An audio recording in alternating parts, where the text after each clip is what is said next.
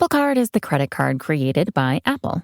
You earn 3% daily cash back up front when you use it to buy a new iPhone 15, AirPods, or any products at Apple.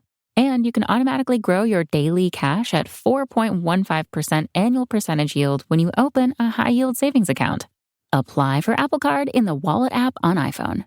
Apple Card subject to credit approval. Savings is available to Apple Card owners subject to eligibility. Savings accounts by Goldman Sachs Bank USA, member FDIC. Terms apply. In sports, the scoreboard doesn't tell the full story, but Netflix does. Stories about dads who happen to be world-class quarterbacks and a battle for the heart, soul, and direction of the multi-billion-dollar business of F1. Whether you're a diehard fan or you're brand new, Netflix has the stories for every type of fan. You can watch these incredible sports stories like Quarterback, F1 Drive to Survive, Untold, and many more now on Netflix. Need a holiday gift that will keep her sparkling all year long? Right now, Blue Nile, the original online jeweler, is offering 30% off select jewelry. With experts on hand 24/7 to provide guidance, you're sure to find the perfect piece. And now there's even more to love about shopping at BlueNile.com. For a limited time, get 36-month special financing on minimum purchases of $1,000. Restrictions apply. See BlueNile.com for details. That's BlueNile.com. Serie A Chronicles is a Media Chronicles production.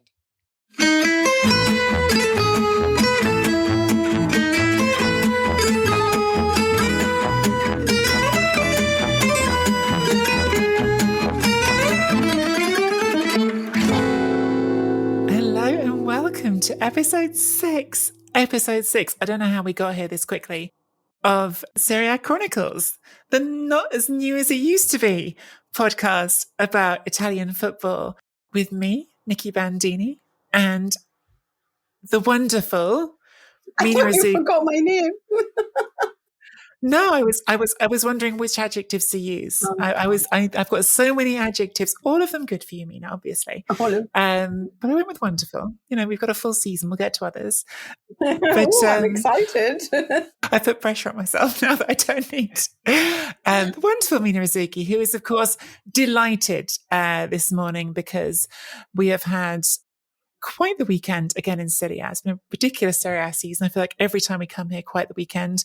We had Simone Inzaghi back with playing against the Lazio team. We had a crazy comeback for Milan. We had a fascinating Netflix show featuring yours truly, Mina. Yes. Which we'll get to before the end. Poi invece ha un po' dormito la Juventus. Ebram prova a costruirsi ancora la possibilità di concludere lo slalom di Ebram, poi arriva anche Mkhitaryan, il fischio di Orsato, la palla in rete, aveva già fischiato Orsato, è arrivato il fischio di Orsato per l'intervento su Mkhitaryan. Si può andare, parte Veretù, para Szczesny, la respinta è corta, prova ad arrivare Mancini, trattenuto, si lamenta, Szczesny ha parato, il calcio di rigore a Veretù. Prova a rincuorare i suoi Jose Mourinho.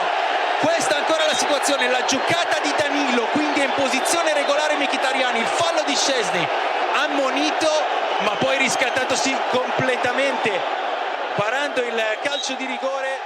But I know someone is high on Max Allegri life right now, so I need to let you come right in and tell us how you enjoyed Juventus against Roma on Sunday night. I mean, if we're talking about aesthetically, then this was like not the funnest game to watch, let's be honest. But look, I'm a Juve fan, right? So I know that the ethos, the philosophy is that results count more than anything. And it's interesting because, obviously, like there's a lot being said right now about Manchester United, and Gary Neville was talking about, Ole and stuff and how they learned under Sir Alex Ferguson that when times are tough and a team is drowning, you just go back to basics and your priority is just to not concede a goal, to try to build up your confidence and then hopefully start finding a way through grinding out the results, and then you can start going forward. Juventus were drowning. I mean, under Pirlo, they had never managed more than 3 wins in a row. And frankly speaking, the start of the season was shockingly poor. I was so scared of what I was seeing. And then when you added to it the injuries, the absences, I I always believed in Allegri. I just didn't know how it was going to be done. And this is what he's done. He's just back to basics, tight lines, good defending, that spirit of sacrifice, that desire to suffer for the result is just it's so lovely to see as a Juve fan. I know that others want to see the dazzling football, but I've never been a Barcelona or a Milan fan. I've been a Juve fan. So for me, I love the suffering. I enjoy it. I love being like, well done. This was such a vintage Juventus win. It was Szczesny saving a penalty. It was Chiellini giving it his all, Szczesny saving anything, meaning we're onto a new track. What did you think of that? Like, as in the guy, was at fault for everything. And then all of a sudden he's growing, saves against, Milan and Kalulu. This wonderful penalty save. Szczesny's back. Could be. It's so interesting hearing you talk about all that because, of course, I grew up when I was a little kid and I first got introduced to my football fandom, which was as an Arsenal fan. My first sort of entry point into that, it got different because Arsene Wenger showed up. But the first entry point was George Graham and it was 1-0 to the Arsenal. That was what everyone sung. And of course, when it's your team, you take quite a lot of pride in the 1-0 because it feels like it's defiant, doesn't it? 1-0 is, you know what, like we're not here to show off. We're just here to win.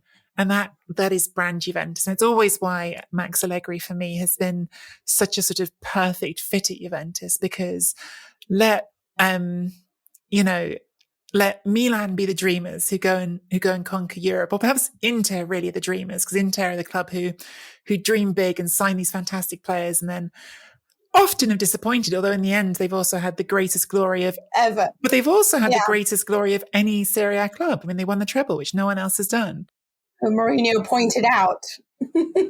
Absolutely, yeah, well, we'll get to that. Milan, who have their grandiose ideas of being a European club, the Rome clubs who have these identities that are very sort of embedded in ideas of Rome. Their identities are so tied to being representatives. I think, honestly, when you get into it, like this came up in the interview with Totti that I talked about last week, being gladiators in Rome. I think Juventus's identity, I always come back to it. It's just the old Boniperti quote, which is winning is the only thing. It's not an important thing. It's the only thing. Like that's what you're here to do, is to win football games. And Max Allegri is that to a T. Having said that, and you knew this was going to come up, Mina, and you must have done, there was an incident in this game. Juventus defended really, really well all game, but Szczesny, before saving that penalty, gave away a penalty. And it's a huge turning point in the game because I can't accept that the best interpretation of football has that whistle going and play being stopped dead and not giving that second for Tammy Abraham to put the ball in the net. This is a really strange one. I find it very odd that Orsato would say afterwards that, when it comes to a penalty, the advantage wasn't going to be given. No, it's up to your discretion. It's up to the referee's discretion to decide what to do, whether to play advantage or to whistle. And the whole point of VAR, from what I understood from the linesman, from the referee, is to let play continue and then sort it out, basically, And always when you are coming to actually give the advantage, you allow play to develop at least for 1 or 2 seconds to see whether or not that's something they can win. But having said that, in many ways, I can say to you, if I was a Roma fan, I'm sort of glad, because if the goal had been, the whistle hadn't gone and they played advantage and Tammy obviously did score the goal, that they would have gone back and seen that Mkhitaryan touched the ball and then it would have been ruled out. Because, even if it's accidental, anything that touches the hand is immediately deemed out and cancelled, even if it's accidental. So those are the laws. So actually, a penalty is the best thing. But then, should VAR have asked for the penalty to be taken another time? Because apparently Chiellini had a foot in there. I didn't see that clearly, but others swear by it. So then potentially, that's the one thing that I would have been irritated about, was that the penalty wasn't retaken. But when do you ever imagine that Veretout misses a penalty, right? So I don't know what to make of that whole thing, because, I mean, frankly speaking, I know that everyone's talking about the goal, but it would have been discounted anyway. So I don't know. There's so many layers to this that I think are interesting. I mean, the first and foremost is for people who aren't, I guess, seasoned watchers of Italian football, who perhaps are newer to the league and who are hopefully, using our podcast as a way to get into it. I really hope that happens, by the way. I hope there are some people who are using this podcast like, oh, let's get more into league. This specific referee, Daniele Orsato, my God, does he find ways to make himself the story so much of the time. I mean, if there's any one predictable narrative in all of this, it's at the end of this game between Juventus and Roma, we're talking about flipping Orsato, because it's always about Orsato.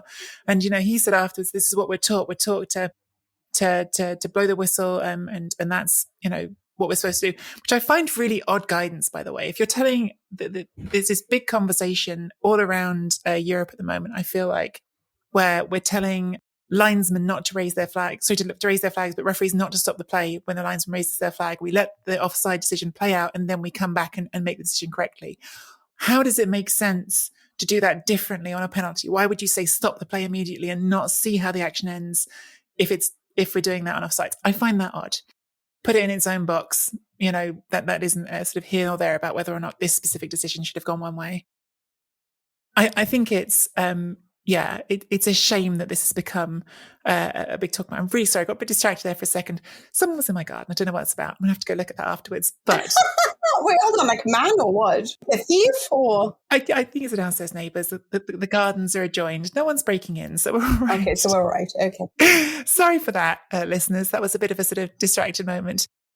You're right that letter of the law, that goal could have been disallowed for the handball afterwards, which to me is one of those ridiculous ones, because it's that sort of, literally the guy's falling over, and it's the sort of, your hand is outside the frame. So in 2021's understanding of the handball, that is a handball, but he's literally falling down. It's not a controlled motion. So I find that fits into the frustration with current rules. But you know what? The rules are what they are.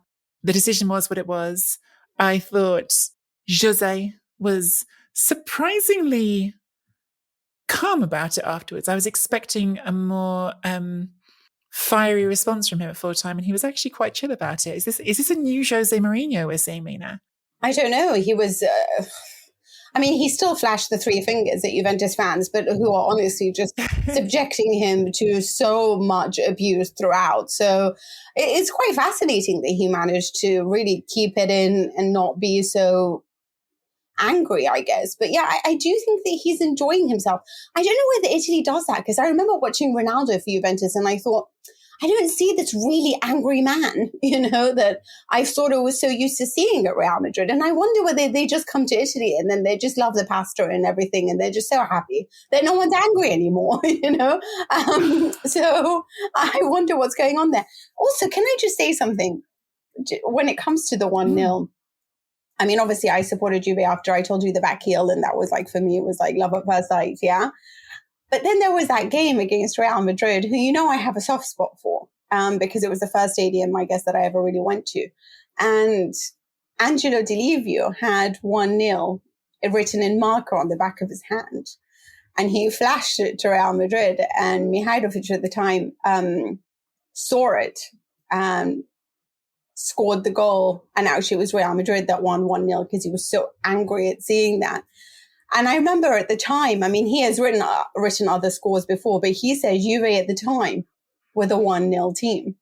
And I just so that always stayed with me, because Lippi loved a 1-0 scoreline. And I just love that there's a coach now who loves a 1-0 scoreline. And even if somebody came Guardiola and we were winning 6-0, there's still going to be a part of me that wants that 1-0 victory. So that was just a side note that I wanted to tell you, because it was just my past. I know. I love the side notes, Mina. I love the personal story.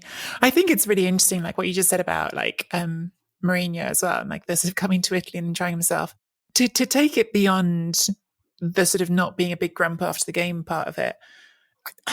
Mourinho's Roma are fun to watch. So I actually thought they approached this game in a really entertaining way. I thought there were parts of the game, especially in the first half, where Roma played some really nice football.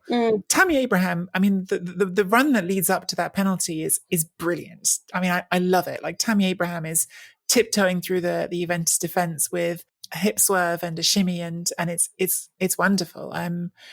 But we've talked about it before, Pellegrini as well. I don't know. It's not what I expected, if I'm being totally honest. I've watched so many Mourinho big games in different leagues, including when he was at Inter, but certainly through various stints in the Premier League. And I feel like Mourinho's first instinct is normally to sort of be solid, to be Allegri, frankly. Don't concede first and then work out the rest afterwards. And that wasn't Roma in this game. Now, I love it as a sort of neutral who's enjoying the spectacle. I think it made the game a more interesting spectacle that Roma played like that. But this is already the narrative. Last season, Paulo Fonseca got some good results, but he lost the big games. Mourinho has had some good results, and he's lost the derby, and he's lost to Juventus. Is this history repeating, or is it just things that happen and it'll change soon? Okay, I read this sentence that, I didn't think anything was sort of better phrased than this. And honestly, I don't remember. I would like to say Corriere dello Sport, but they're usually so pro-Roma that I wouldn't have said. It said Roma are a solid but untalented team. Here's the thing. I think that was a little bit harsh. I don't agree with that at all. But think of it. Hold on. Let me just want to make sure that it is what it is. Yeah. It's a team that are a non-talented but solid team. That was what's written. Here's the thing. Tammy Abraham isn't Osimhen. Yeah. Like when you're looking at the level of pure quality at the moment. Okay. That's a bar that few will hit. Absolutely very few. Yeah. But right now, when you look at their team, you look at their defenders, they're all very, very good, but no one's exceptional. You look at their midfield, they're very good, but no one's exceptional. You look at their attack, everyone is really good, but no one is exceptional. Pellegrini, I would say, is this sort of the starriest quality alongside maybe Abraham, I would say. Yeah. I think Rui Patricio is certainly an upgrade from everyone else. But I think one of the reasons why Mourinho is mildly happy as well as being angry is because I think that he saw his team really fight it out there, but he understood that there are limitations. And at the end of the day, you are fighting a team that sometimes has the quality just individually to make the difference. On this occasion, it came from Castillejo that no one in the world would have expected. Quadrado to Castillejo, what a combination. That goal was incredible. Exactly, because I don't know whether it's Bentancur and Moise Kean. It's sort of both of them, right? But it's Castillejo's, what he did on a tactical level. Like I remember Antonio Conte using Lichtsteiner so well on a tactical level. He was that very much that man, that outlet for the pass that then delivered the crosses in. And this is exactly how Castillejo was used within that match. It's just that ability to cross between the wings. And it was just he was just exceptional, frankly speaking. And I thought it was really interesting afterwards when Allegri said, for the talent that he has and for the technical ability, he should have had like twice as many successes in his career. But it was just this Italian sort of side that Juventus were, with 7 Italians starting, Locatelli, Moise Kean, Castillejo, Bonucci. Obviously, there's just, it seemed like this was traditional Juve, like 1-0, great cross in, everyone just fighting for it and then defending like absolute warriors. And I think that for Mourinho, he can be happy because on this level, I can honestly say there was an offensive scheme. Perhaps if Pellegrini was in better form, because I feel like something was a little bit missing there from him. Mkhitaryan was just really suffocated by Juve's defending, really. And so there was the inability to make the difference for Roma. But otherwise, it was more like a defensive performance. And Mourinho's probably going to say, well, we're a limited side. So we don't have that star quality necessarily to make the difference in very tight games. He'll say that after spending, he didn't spend, obviously the team did, spending about 100 million euros in the summer. Roma have thrown some money around. Yeah. I don't agree with Corriere dello Sport's suggestion that they are a team without talent. I think you can... I don't know if it's Corriere. I read it somewhere. I don't think it's them because they love Roma. Yeah. I can certainly go with a less talented squad than Juventus, though I think when you look at this Juventus starting 11, it was not a Juventus starting 11 that you go, wow, was it? Yeah, it's a starting 11 that, sure, the defense is solid, but Szczesny up till now has been having a rough season. Castillejo is not someone who anyone's putting at the top of their list of Serie A defenders. No, but come on, you have to think of Federico Chiesa, Locatelli. These guys just won the Euros, right? Pellegrini sure should have won the Euros, but, wasn't part of it. Yeah. And then you got Giorgio Chiellini and Bonucci, like players for the Champions League. So maybe he thinks in that level they were better. I do think one of the really interesting narratives that I can't remember if I brought this up last week or not. One of the narratives that's really standing out to me in Italian football this season, this Serie A season, is I really feel like a lot of the best performances that are happening in Serie A right now are being driven by Italian players. I think Italian football, not just Serie A, is having a moment. And it was interesting to me. I only realized this afterwards. I'm not going to pretend I'd clocked it myself. I think this might even have been an Opta tweet that I noticed it and then went and was like, oh yeah, Juventus had 7 Italians starting against Roma, which is the most they've had since 2015. And actually, that core does include some players who, again, you wouldn't go, oh, they're one of the best players in Serie A. I mean, Bernardeschi a year ago we would have joked about, but Bernardeschi since the Euros has started to be useful to Juventus again. And that's I don't know, it's cool actually. Like, it's cool that the international team has done some things for the league team. But I was going to say, like, Bernardeschi has been amazing. There was just this one point, I don't know if you saw, but Chiellini sort of drives forward. And all of a sudden, I'm looking for Locatelli because he's the only player I look for when I watch Juve. And he just immediately dropped back and filled the gap that Chiellini just vacated. That level of tactical intelligence for me, like, it really makes my heart sing. And I think that when you have an identity and a plan, even a basic identity, the way that Juventus have now, coaches like Stefano Pioli and coaches like Massimiliano Allegri, even Antonio Conte, can always bring out the best of their players and develop youngsters when you have a plan to revert to.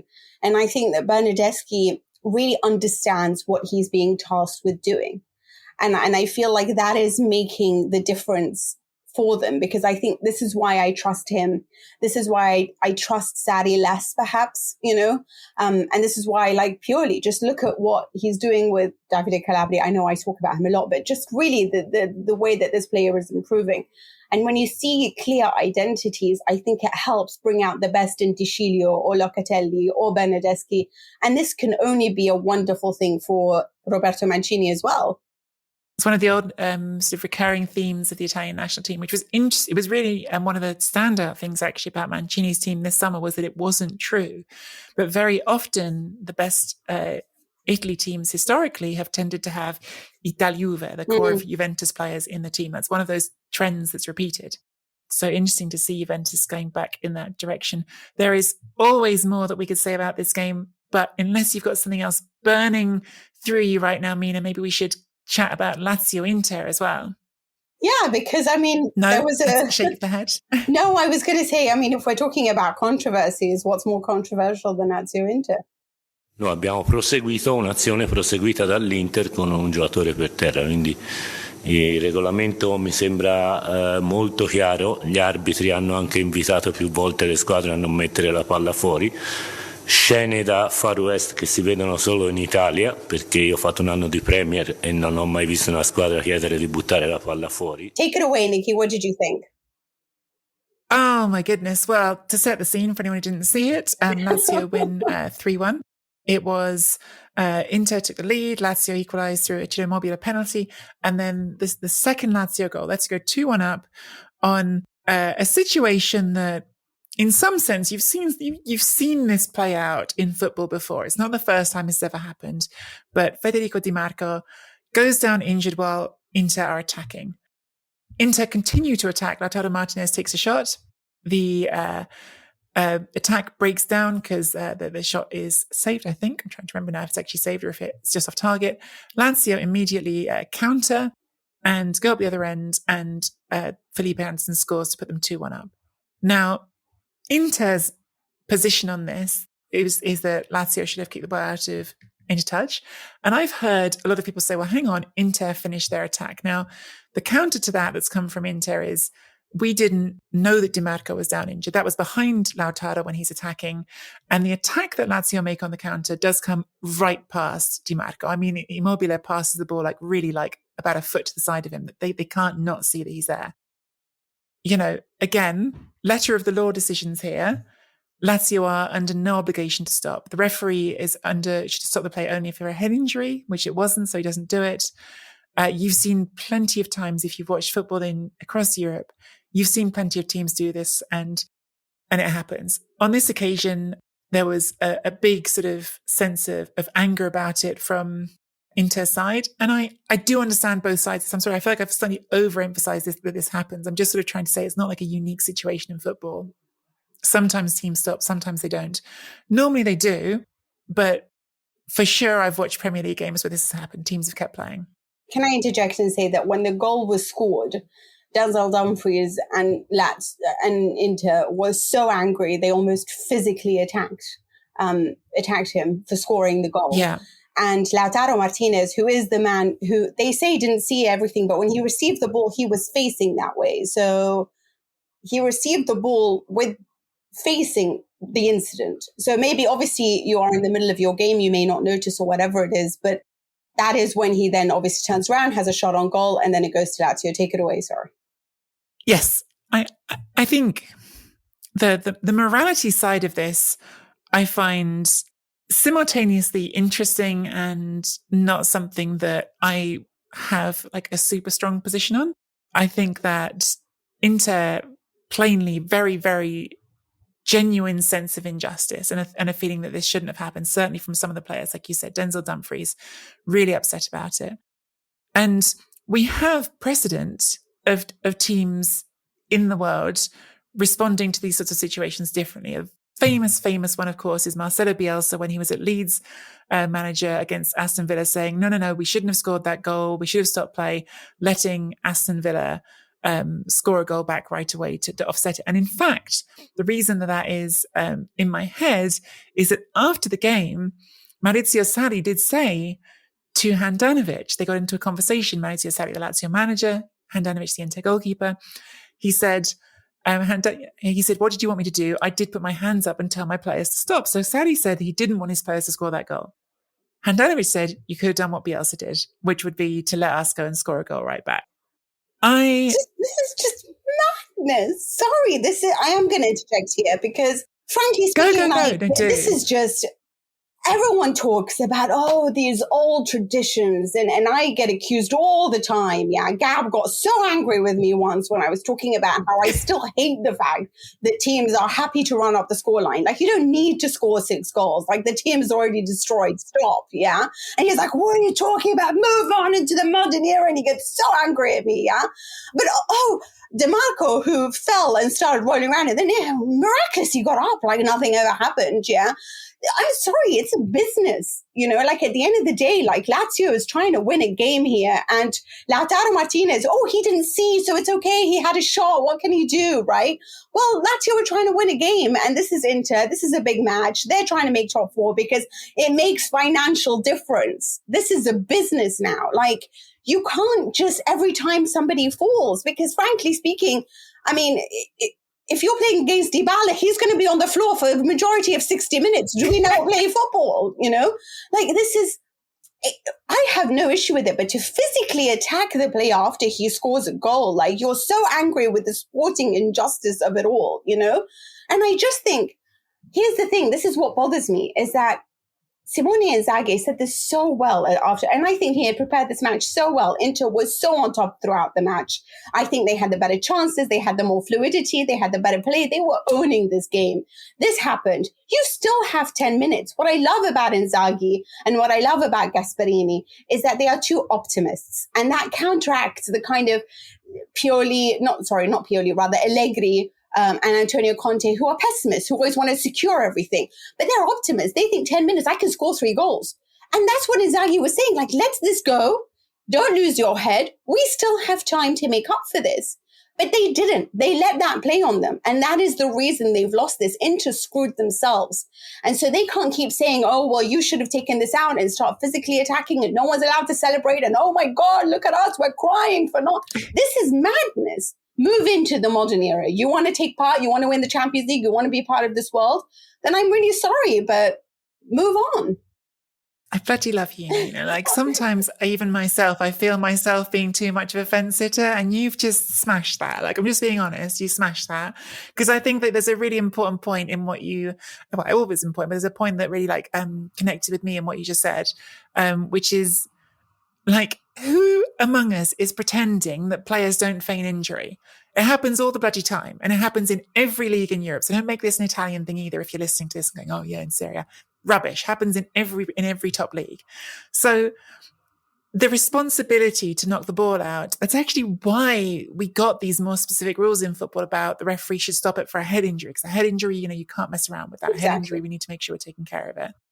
And that's why I think you smashed it. I don't need to add any more to that. I think it's really sort of it was such a melodramatic afternoon because it started with Simone Inzaghi goes under the Lazio curva. I was interested in that, by the way, because I didn't know how the curva would take to Inzaghi. Inzaghi, who really did do brilliant work at Lazio, re-established them as a sort of force on the fringes of the Champions League places.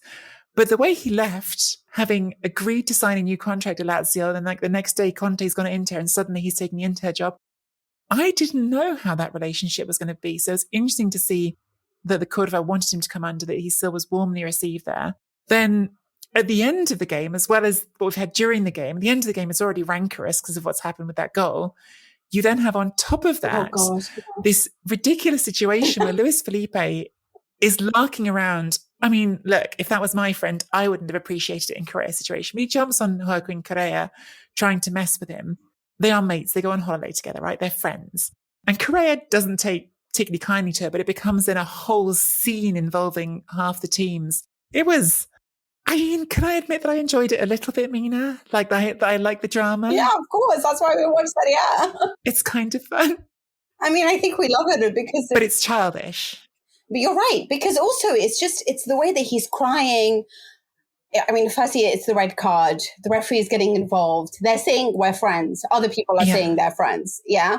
Correa seemingly being upset, then realizing that this was done in jest or whatever it is. Yeah. It was a bad mistake by all means. Yeah. But it was unintentional. The guy didn't kill somebody, And then it was just this afterwards, everyone's so heated up. And in my head, he got sent off, by the way, everyone missed it. You're a team that's out to win trophies. This should be behind you and you're preparing for the next one. What did we do wrong? What can we change? We've got to keep our heads in the game. That's what winners are.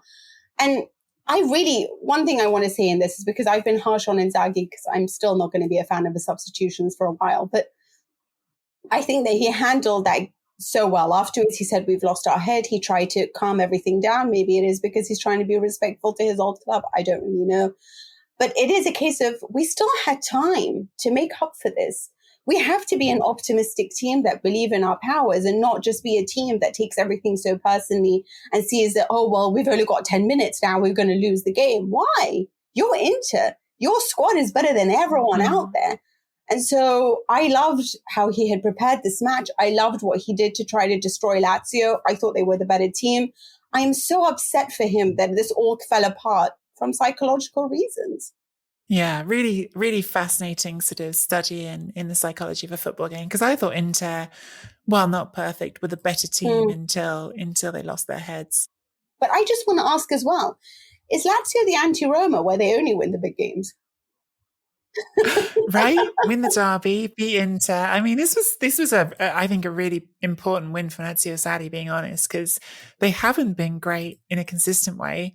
But if you win the derby and you can beat Inter, you're going to get a bit more credit. And so, yes, I think a really big win for Lazio to keep them just hanging around in what is now a very congested bunch around fourth place. I don't know whether we should talk through the league table. We'll do that later because we're going to talk about the other games. So I think we'll take a quick break here and we'll come back to talk about more games in a second.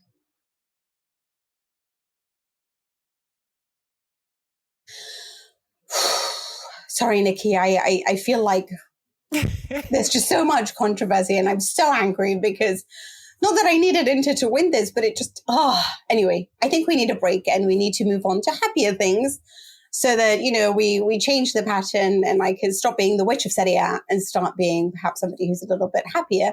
So in order to do this, I think it's a great thing to do if we give a shout out to supporters and read some of the comments that they left us. Because everyone wants to read how wonderful they are. So we are pretty great now that I think about it. I think so too. I really do. I see quite a few here that are very, very lovely.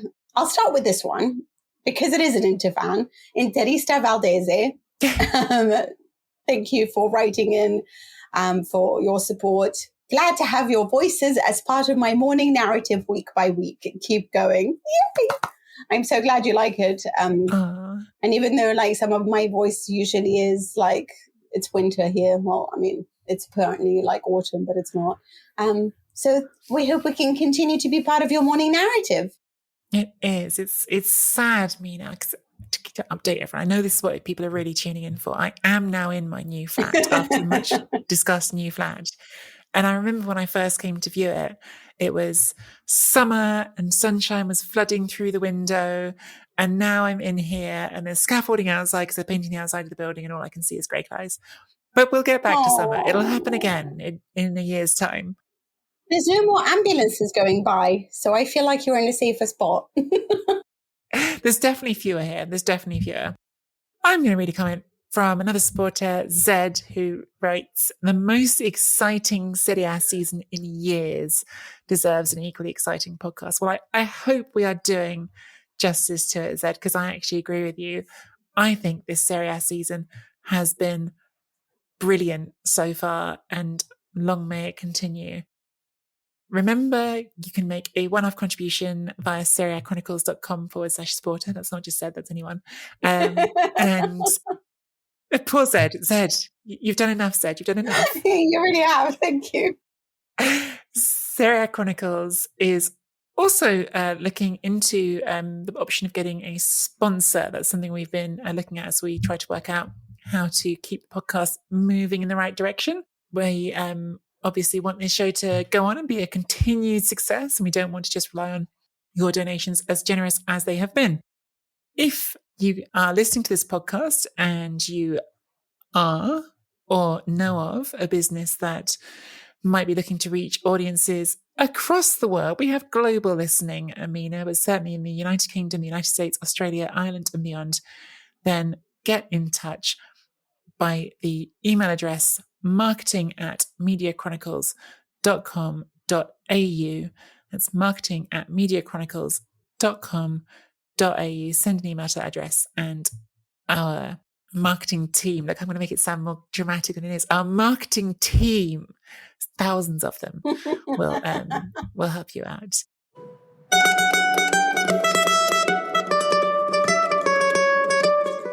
I think we should move on, Mina, to talking about the other games this weekend, which included a Milan beating Verona 3-2, which in some ways is the most predictable score of the weekend, because Verona, this is an extraordinary statistic, I think, Mina.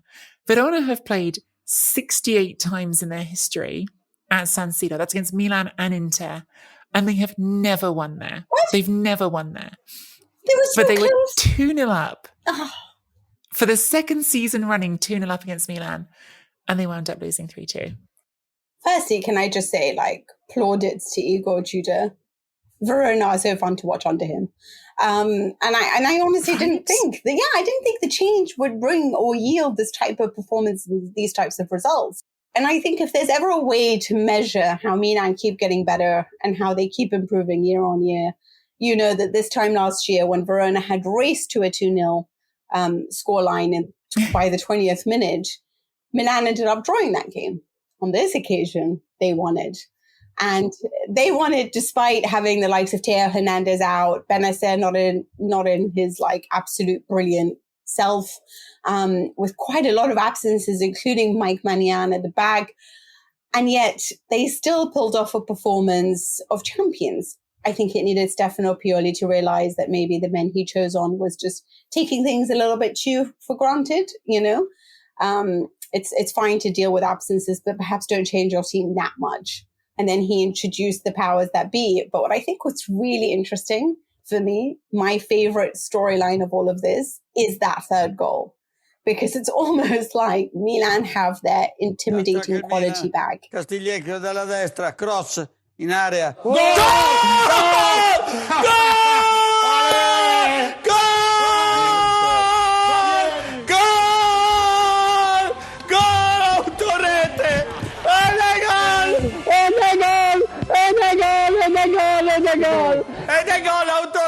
It's like, oh my God, Milan are about to score. I have to get rid of this ball. No, I've just scored it myself, and like, I just imagine like that's what's going through his head. And Milan managed to, get their win largely based because their aura, their desire to get back into this game had made such a difference on a psychological level that Verona was scared. And that is really Milan back to where they should be. Well, not just their team more, Amina. I think it's interesting that happened. We're talking about Gunter scored an own goal. So Milan were 2-0 down very early on. I thought being, frankly, totally outplayed for a lot of that first half, but came back to win 3-2. And the final goal was an own goal by Gunter, which is a cross that comes into the box from Castillejo, and he just basically hacks it into his own net. And one of the many things that's interesting about that is, I'm trying to think if it happened the last time, because Ibrahimovic has played 2 games this season, both times as a substitute. And he was on the pitch with Olivier Giroud for just a few minutes of this game, about 5 or 10 minutes. I can't remember exactly how many. And this is in that period when they're both on the pitch. So you've got Ibrahimovic behind you, and you've got Giroud attacking the area in front of you. And yes, the defender takes a very nervous swing at the ball and it ends up in his own net.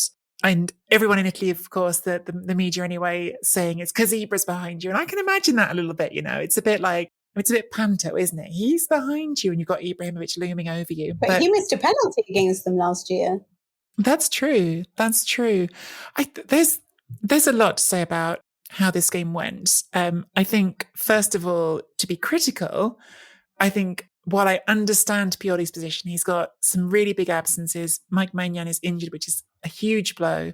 And then you get Theo Hernandez and Brahim Diaz, both of whom important starters, out with COVID as well. I think he took Verona too lightly. So can I just stop for a second? Nikki, I love how you say COVID. Yeah. I love it.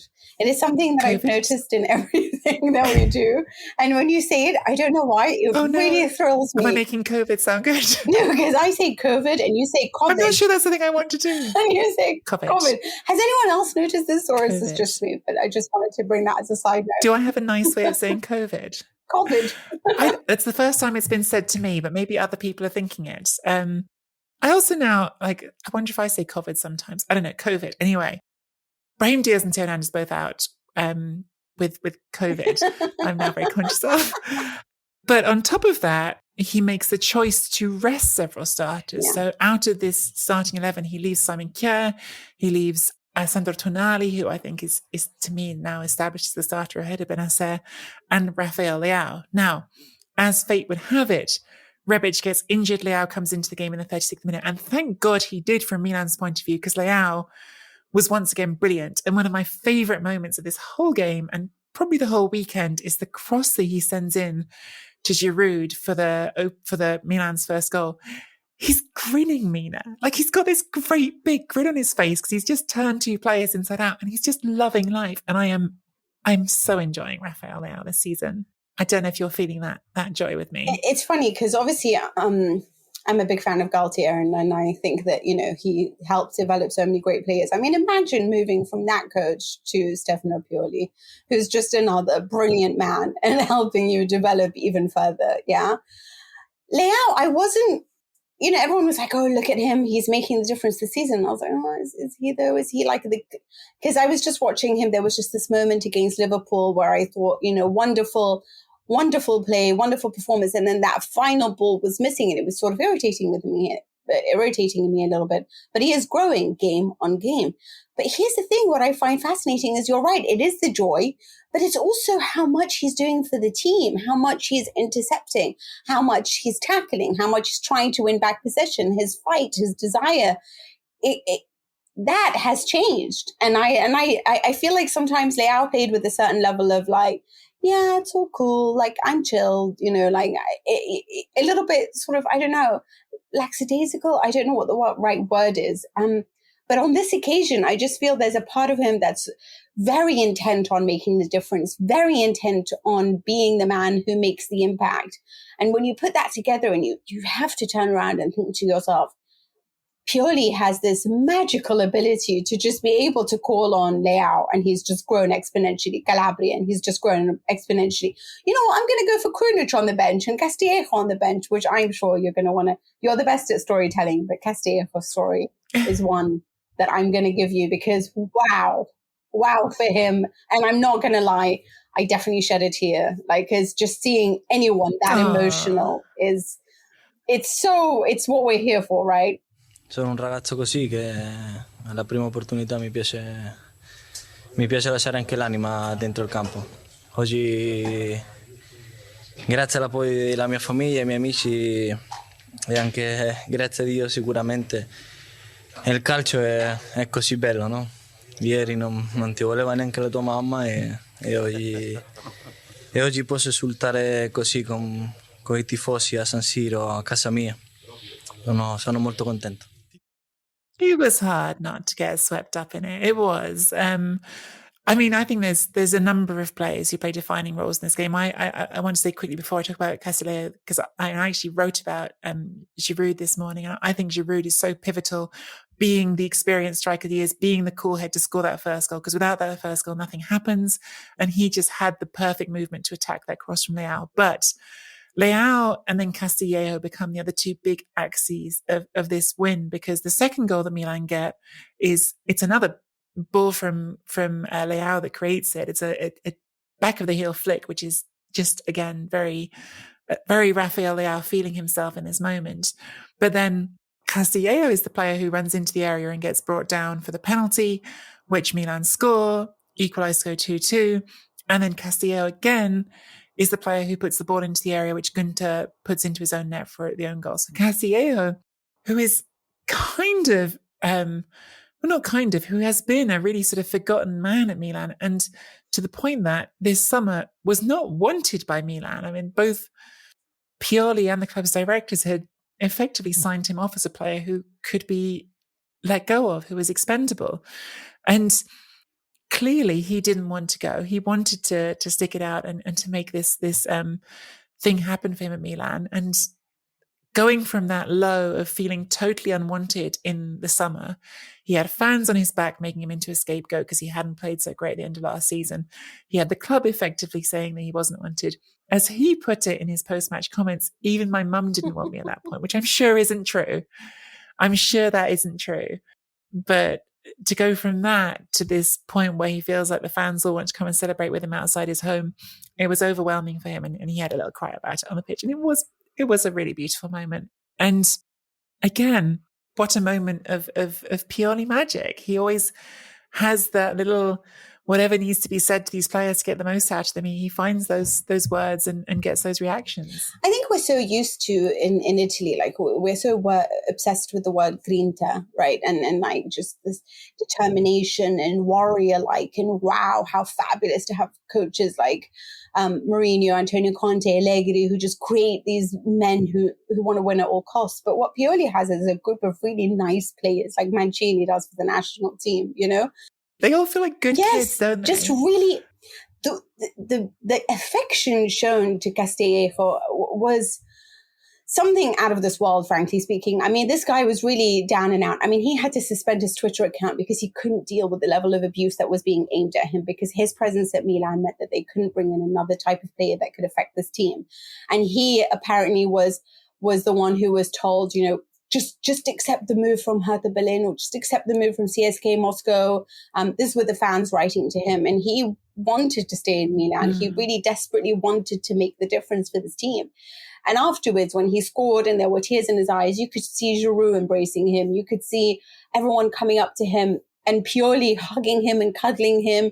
And more importantly, also on social media, it was, you know, Tomori, it was Calabria, it was Maldini, all of them writing to say, like, well done. You are our brother and we're so happy for you. And we always want the best for you. And that level of camaraderie, you know, when you look at all these other sides and you just see them as being robots who win, or robots that are just obsessed with this idea of everything, like, you know, trophies and success. And this Milan side look like, you know, we're going to do it. We're going to try to do it, but we're going to have fun along the way, and we're going to be really good to each other. And we're just going to, I don't know, just just kind of be everything I want to be. I want to be part of them. So you've got me thinking, like, there's sort of, you feel like they're a group of boys you could just like have, you have them kicking around in your garden and coming in and using the kitchen. You wouldn't worry about them. They're all good. They're all good kids. Like, it's that sort of feeling. Like, that's how I feel about this team. But also, I would say, I thought one of the other visuals that really stayed with me in this game. So Giroud scores and he goes right away to get the ball out of the goal and run back to halfway with it. But then when Kessie scores his penalty and Kessie goes to celebrate for a moment, there's literally two teammates who grab him within about a second and are dragging him back off to halfway. It's like, no, we don't settle for draws here. Like, we don't settle for 2-2. Like, I know we were 2-0 down, but we want to win this. And that mindset is there right now, I think. And look, I didn't sort of read it out before, but I think it's worth, even though it's only 8 games, it's worth visiting the league table for a moment. Because right now, Napoli, of course, have won 8 out of 8. We'll talk about them in just a second. But Milan, 22 points just behind them. There's already a 5-point gap to third. These two teams are flying, are starting to make a statement. They're starting to make a statement. It's a long season. 5 points is it's laughable in the context of a season. Of course, it's not insurmountable. But this is Milan's fastest start since they went to 3 points for a win in Serie A. So that's about 30 years nearly. It's been something. Like, it's really been something. And I week by week I see them more and more as like, gosh, this is really a team that can do this, that can win the Scudetto. It's funny, we loved Atalanta, but now I just want the world to see Milan and really I think they're just a wonderful example of everything that Italian football should be. But Napoli next. Yeah, well, just to say quickly, I mean, by the time people listen to this, it's going to be either just about to happen or it would have already happened. They've got a huge Champions League game against Porto in the week. I think they've played pretty well in their Champions League game so far, but they haven't got results. They do need to win that one. Yeah, it's a shame they don't have Brahim Diaz. Yeah, and Di Maria. I think it's a huge loss. But yes, Napoli, Mina, also known as the Victor Osimhen show at this point. It really is. Because I'm not sure without him if they win this game, if I'm being honest. I know it's not like his sort of most dramatic goal. He scored more beautiful goals than this, but this game felt like it was heading towards a draw that I don't think would have been an unfair reflection on the game. I think Torino played pretty well. But in the end, at the moment, when you need him, Osimhen's there, isn't he? I mean, the guy is unplayable. Like, he's got to be. He scored 8 goals for Napoli so far this season. That's including Europa League games as well. But he just doesn't give up. And it's the physicality, it's the pace, it's the intelligence to know how to shake off his defenders, because I thought Bremer was really suffocating him over there and doing a great job. Torino, I mean, I really just want to say, like, it's amazing and remarkable the difference that Ivan Juric has made on the side. And this is the side that is without Dennis Pratt, without Simone Zaza, without Piazza. Belotti just came back, so many absences. A club doctor that has walked away from the club because of the criticism of Ivan Juric, because of how many are absent and injured. This is a team with so many problems and so many issues, and yet they are so well placed on the pitch. So capable of trying to really neutralize everything that Napoli tried to do, whether they tried to be vertical, whether they tried to hold possession. They were fabulous. And yet Osimhen is the difference maker. His ability to get away, his always never say die attitude, but it's not because he's desperate to succeed. I don't know how to explain. He's just always a man who just seems generous in everything he does. It's like he's got to keep trying for the 90 minutes because he's just so happy to be part of it. And that's what I think is so fun to watch with Osimhen. It's not an ego thing. You don't watch this player and think he's trying to prove himself. He's just not. He really loves being there, and he's constantly trying to find a way of making the difference. And this is a team that I'm so hard on, because on a psychological level, I think they collapse so quickly sometimes, or never really give their all. Remember, it's Ivan Juric that stopped them from getting into the top 4 last season. It was his Hellas Verona that tied them in the end, that allowed Juve to get into the top 4. So this is a tough match for them. And Juric his team created a lot of chances, but obviously some really boneheaded decisions that didn't allow them to necessarily make the difference. But Osimhen, is he the best player in Serie A at the moment? I think it's so fascinating because actually, of all the things about him, I I think unlike other players I've seen who are forwards who have his physique, so say someone, I don't know, perhaps it's just Arsenal fan in me thinking this, but like someone like Nwankwo Kanu comes to mind. And I think Kanu's physicality was such like a critical part of who he was as a footballer. Whereas when I watch Osimhen, it's not. Like actually, like a lot of the time what takes my breath away is his balance, his coordination, the way that he uses his body to shield the ball. But then he still has that physicality on top of all of that. Like in the end, in this moment, in this game, Napoli needed someone who was 6'4" to come along and win that header in the box. It was like, you know what? This is an option that you also have with Victor Osimhen. When it isn't him being just outrageous with his feet, which he is, then it, you know what? We can also just have him be a giant, which he is as well.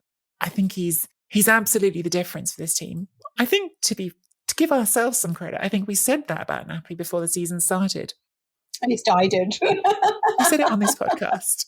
But it is the difference between Napoli this season and last season is that he missed a lot of time and now he's there. And actually, in some ways, this game almost highlights it more than any other game so far because we revisited another narrative about Napoli, which is that sometimes in high pressure moments, Lorenzo Insigne, who's brilliant as a footballer, lets you down. And the penalty situation at that club, you can't let him keep taking them, I don't think. He's not taking good penalties at the moment. But I remember doing podcasts with you, Mina, where we had these big conversations about whether or not Insigne was mentally strong enough for these moments. And now it's like, well, okay, but if he isn't, it's all right, Osimhen, we'll fix it afterwards. I would still let him take the penalties. I don't know why. I guess I feel like a lot of people miss penalties. I mean, Zlatan misses penalties. The only issue I have with him is that when he's substituted, can you just stop kicking all those water bottles? Like, or frankly speaking, it's just annoying. Like your petulance at the age of 30 is really disappointing for me to watch. Like, grow up. Yeah. And I don't know why. It's like, oh, I didn't make a difference. I wasn't the hero. Would you not kick a water bottle? I might kick a water bottle sometimes. Yeah, once or twice. But it's like he's either not like wanting to talk to the coach or he's kicking a ball. Just stop, man. Stop. Just help the team. And if you don't want to help the team, then I know that he's just frustrated because he wants to give his all. So I guess it's a normal human reaction. But sometimes it's just annoying for me to watch him. But the spine of the team is very good. Like Rahmani's performances at the back, really, I feel like he and Koulibaly just worked so well together. And then Gisa is just, wow. And then you've got Osimhen up top, right? So you're just thinking there's creativity from Fabian Ruiz when they need it, you know? And otherwise there's lots of creativity all around. They had so many opportunities there, including the Di Lorenzo goal that was chalked off. Lozano hit, obviously, the woodwork. There are so many, Insigne missed the penalty. There were opportunities for them to really win this match comprehensively, but Juric also, Juric, I always call him Juric.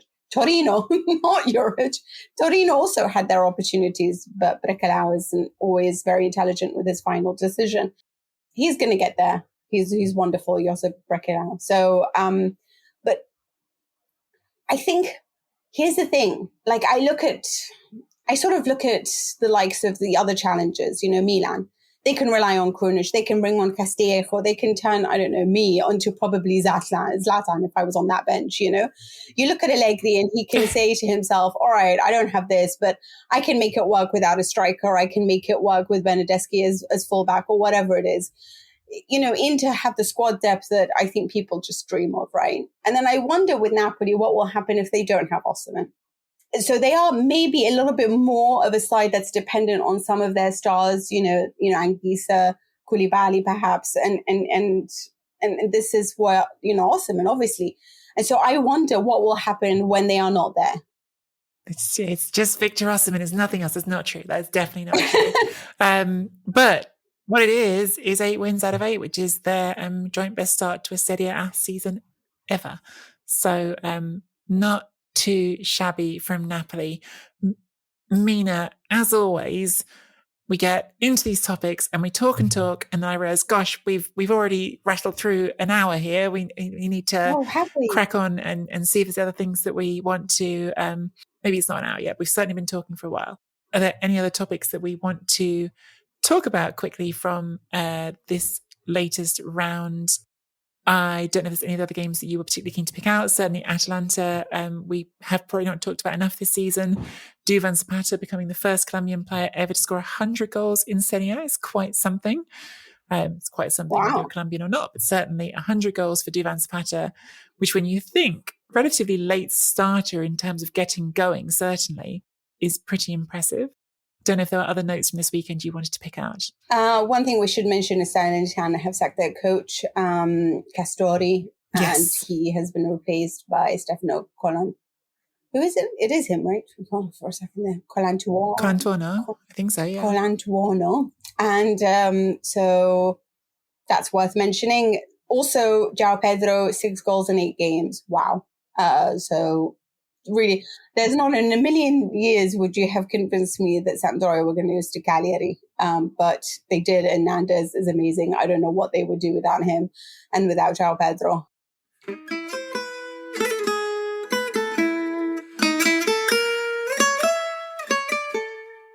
Now, before we wrap up this episode, I did want to ask you as well, Mina, about Bad Sport on Netflix. You appeared as part of this documentary. Bad Sport is a Netflix series, but there was an episode about the Calciopoli scandal in Turin, which you were part of. I watched it last night, and it's really fascinating. Our old friend Gab Marcotti is also on this one. I'm really curious to know, because it really focuses this documentary on the story of Luciano Moggi and his involvement. I think it does a really great job, especially if you are someone who knows loosely about Calciopoli. If you are familiar with the concept, but you don't understand the detail of it, I think this documentary might really help you to understand it, because the thing that I've always struggled with Calciopoli is I think an English audience wants to refer to it because they heard about this big scandal in Italian football and Juventus got relegated and clubs were punished. They want to refer to it as a match-fixing scandal, which actually isn't. There's never any proof in Calciopoli of fixed matches. What there is lots of evidence of extremely not appropriate relationships between Luciano Moggi and the people who are choosing the referees for matches. So there's no evidence of a referee being made to make decisions, of being made to throw a game. But there is evidence that he's strongly influences which referees get assigned to which games, and not just Juventus games either. Even there's a point in the documentary they talk about a Fiorentina game where it was convenient for Juventus for a bunch of Fiorentina players to get booked, and so a referee who's very card happy gets assigned to it. I was curious to know how you felt as someone who is an acknowledged and proud Juventina, revisiting this story, and how you feel about that whole period under Moggi and how you relate to it now. Oh, it's an interesting question that I don't actually know how to respond. It's annoying when you have such a complicated issue and you have an hour and you're trying to get, because obviously the most important part of this documentary was bringing in Moggi. And at the time, we didn't know if that was something that was possible at the time. Obviously, producers made it work. He wanted to be a part of it. And just to clarify that, what Mina's saying, Moggi's interviewed on the show, which is fascinating because I hadn't heard him interview this directly about it before. No. Yeah, really. And I think that... Sorry, carry on. Just want to make sure that's clear. Also, I think that for a lot of us who... a lot of people perhaps who don't speak Italian and who weren't able to follow everything that was going on at the time. Obviously, I'm a Juventus fan, so for me, it was like my life. But for others, hearing him crying on the phone, I think was a little bit shocking for me. Because Moggi did have that aura, and I think that was really perfectly encapsulated in the documentary, that he was this man that sort of just seemed to own everything, you know. He was Sporting Director of Juventus, but it seemed like his power was omnipotent, like he was everywhere. I mean, he would have police escorts to certain things.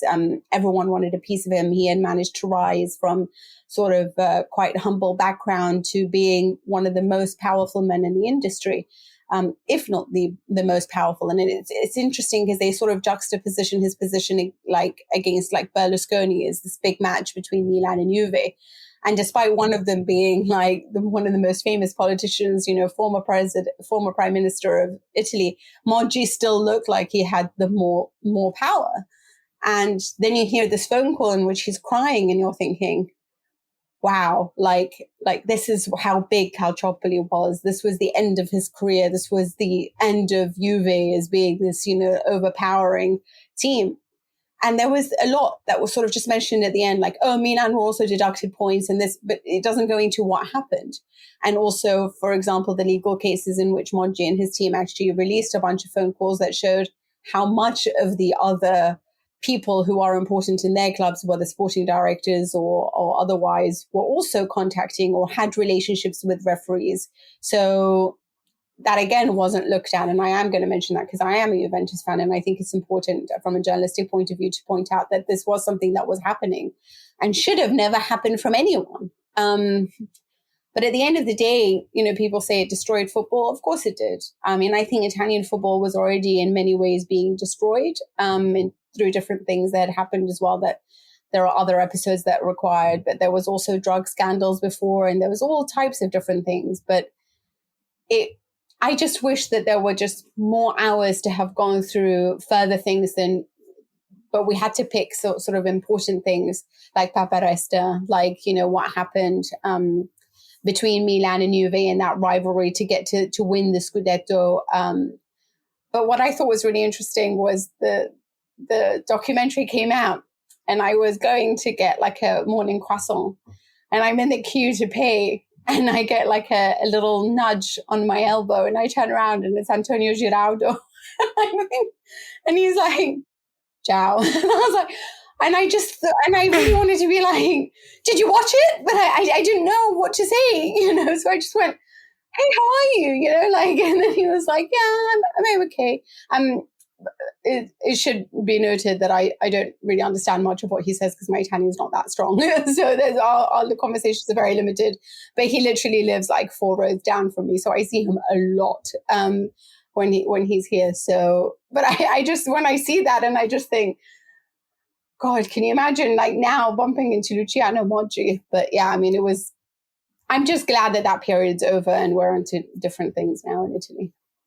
Yeah, for anyone who's not familiar, Antonio Giraudo was a director of Juventus in this period, which is why that's a pretty random person to bump into when you're getting your coffee. Yeah, triad. It was. Sorry, no, finish. No, I was going to say, obviously, Juventus triad was Bettega, Giraudo, and Luciano Moggi. And so to see any of them in this time, especially when the documentary has just been released, But my biggest fear was that Juve were going to, because obviously I didn't want to be sort of outcasted from that. And there were things, because we did this in 2019, like that affected me because our interviews were so long. And obviously a lot of it will get edited out for the 1 hour, right? And, for a really long time, I'm on a personal level for 7 months, I was really worried about some of the things that I said because 2 years ago or 3, I wasn't perhaps so conservative in what I said. I mean, I'm still not conservative. I'm never on the fence. Yeah. But there was a part of me that was like, maybe I said too much, or maybe I gave away my emotions too much. But I'm really glad for like Raw Productions to have been able to see through what was emotional and what was not and give me like my journalistic integrity, I thought it was a really well put together documentary. I didn't think you said anything that was lacking integrity, Mina. I think I might have cried at one point, which was cut out.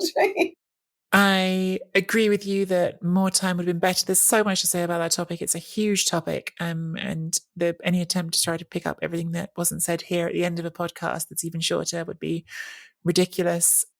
I definitely would recommend the documentary to people who want to know more about the topic. And I think that one of the things that was really sort of the other really powerful sort of point I think that comes up in that documentary is that the kind of power we're talking about, there's this really muddy overlap between things that are just outright wrong. Like the fact, again, that the refereeing decisions, the assignment of referees to matches was supposed to be randomized at that time, was supposed to be completely not influenceable, in fact. And yet you have a recording of Moggi on the phone saying, well, these referees for these matches would be good. And then all of those assignments happen randomly. You have that. But then you also have this other kind of power, which is soft power, which is talked about, where he basically can get his mates in the media to put his talking points on national TV and influence everything that happens by making them into these big national stories. And I think that form of soft power, no one should kid themselves that that's gone away. I think that's still very much a part of not just Italian football, everywhere. frankly, but I think it's really interesting knowing, seeing with clarity that soft power, which again, that is not an illegal kind of power, to be able to have a friend in the media and say, let's be great if you talked about this. I think what's interesting, or popped into my head anyway, was Antonio Conte at Inter saying that he didn't get the protection at Inter that he was used to from Juventus. Now, of course, Conte was managing Juventus long after Moggi, but they're sort of between the playing career and everything else, there's some overlap as well. So, but can I just also mention Ronaldo feeling? Do. I was going to say, just to oppose that, is Ronaldo feeling that he had more power when he was under Florentino Perez than when he came at Juventus. So when he was sent off against Valencia in the Champions League, something that had never happened to him in his career, that he didn't win the Ballon d'Or and it went to Luka Modric, he immediately felt that he was in a club that was no longer as powerful. So it's interesting to see, and now speaking because of what's happening and lots of questions being asked about why the media aren't jumping on Ole Solskjaer's back, that soft power might still exist, not because of him or other people, but because of those who would benefit from it. That still exists, sadly. And I wonder how much of it does influence things, Absolutely. And yes, huge topic. We'll have to make our separate soft power podcast. Anyway, that's all I'll say about it. Everyone go and watch Bad Sport. I recommend it. But I think that is pretty much all we have time for. We've covered all, or tried to cover all, the big matches for you. So we really hope you enjoyed that. Serie A Chronicles will be back on Friday with another Chronicles Q&A mailbag episode. Get your questions into us on Twitter at Serie A Chron Pod with the hashtag Chronicles Q&A. Find both of us on Twitter at Nikki Bandini, at Mina Rizuki, and there's the show's handle, which is at Serie A Chron Pod. All the links for Serie A Chronicles social media will be in the show notes. Please leave us a rating and a review on Apple Podcasts or wherever you get your podcasts. Please make sure they're super positive and wonderful and awfully complimentary, that when I read them, I have a smile on my face. Otherwise, don't bother. Thank you very much. Consider supporting the show at serieachronicles.com/supporter. I love when she starts laughing. And remember, for sponsorship opportunities, please email marketing@mediachronicles.com.au. And that's to everyone and not just Zed. Thank you so much. We'll see you next week. Ciao for now. I always love these intros and outros. They make me laugh.